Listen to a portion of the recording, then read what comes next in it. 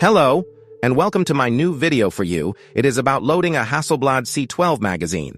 These magazines are often simply called Magazine 12. Thank you very much for your interest and your time. I would really appreciate a thumbs up, and if you haven't already done so, please subscribe to my channel so that you don't miss any of my videos. The YouTube bell will also help you. By subscribing, you support my work for you completely free of charge. Thank you very much. The C magazine was built between 1955 and around 1970. After that, Hasselblad introduced the A-series magazines, the A standing for automatic. They differed considerably from the previous series in the simplicity of loading film. I would like to load my Magazine 12 with a film that is almost as old, the Agfachrome 1000 RS. But first I'll show you a C magazine with all the important elements so that you can familiarize yourself with it. These are the classic magazines for using 120 roll film in a Hasselblad. Even though Hasselblad has changed the magazines over the decades, they all work with all cameras ever built from the 500C onwards. Unfortunately, I cannot say from personal experience what the situation is for the first models, 1600F and 1000F, but research has shown that they also fit the two original Hasselblads just mentioned. All magazines use the same metal magazine sliders. They all have a red and white indicator for transported and non-transported film, and of course, numerical film counters.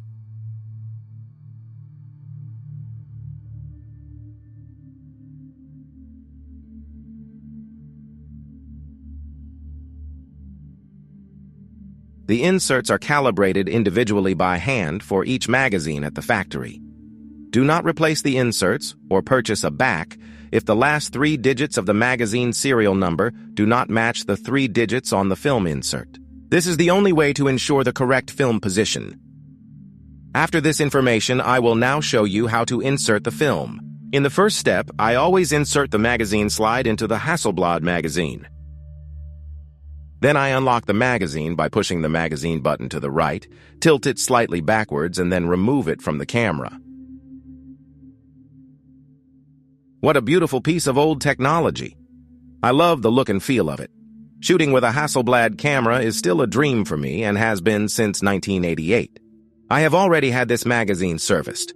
The light seals were replaced during the first service.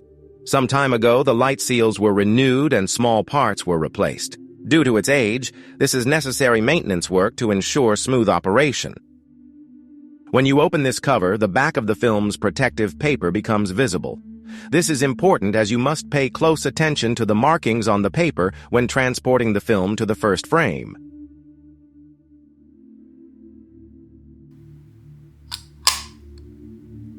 The C magazines do not yet offer a convenient winding knob for transporting the film.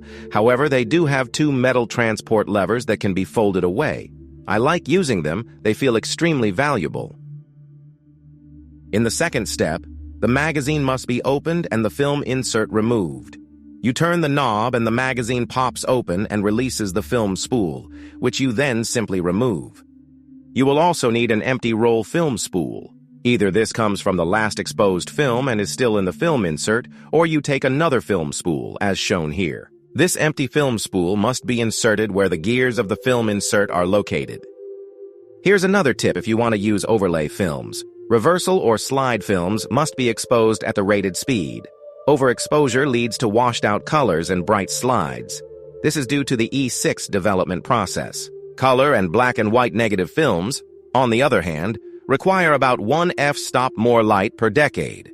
For example, an ISO 800 film that has been superimposed for 30 years becomes an ISO 100 film. I like to use this film in the 80s for taking pictures in poorly lit locations. It brings back old memories. The film is held together with an adhesive band. You can also see from this whether you have an unexposed or exposed film in front of you. Remove this tape completely so that no residue gets caught in the film magazine and can lead to problems. Now insert the film into the free holder and pull it out a little. You must be able to see the black side of the protective paper. Otherwise, you would later expose the protective paper rather than the film itself. The film must also be guided under the small guide rail on the pressure plate to ensure perfect flatness. If there is no gap to pull the film through, open it by turning the magazine release as shown here. Now pull the film further and thread it into the empty film spool. Sometimes this is also a bit of a fiddle. Even though I have already inserted thousands of roll films, I still sometimes struggle with a film.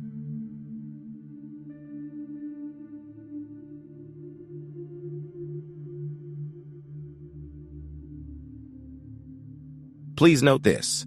As already mentioned, the film must be guided under the small guide rail on the film plate to ensure perfect flatness.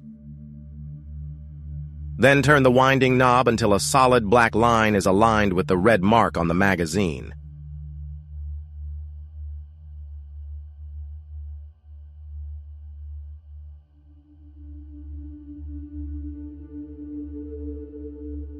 Now place the film insert in the magazine and close it.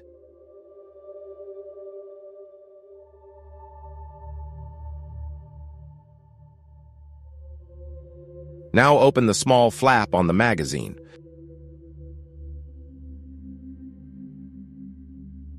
Use the winding knob to transport the film slowly.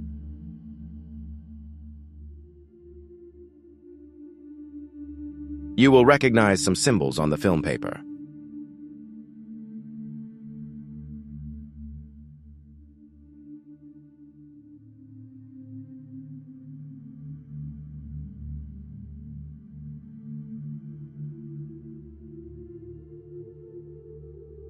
If you see a large square, or on some films a large dot, followed by a smaller square or dot, and an even smaller symbol, then frame 1 is not far away. This is followed by another small square or dot, and directly after that, the marking of picture number 1.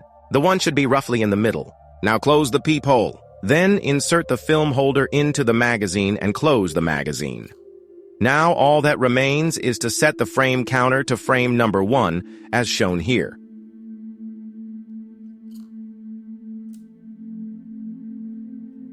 You can adjust the film speed at the peephole. I appreciate a little reminder like this when the film is exposed in stages and there are days or even a few weeks in between. Finally, attach the C magazine to your camera. Now you're ready for another shoot with your Hasselblad. You can now see the results of the exposed Agfachrome 1000 RS.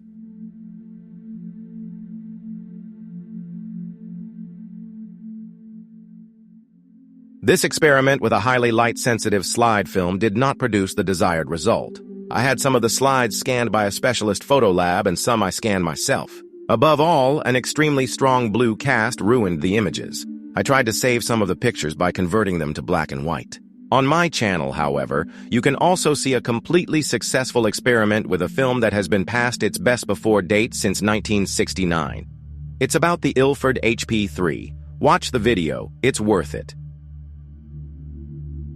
Thanks again for your interest. Stay healthy and see you in the next video.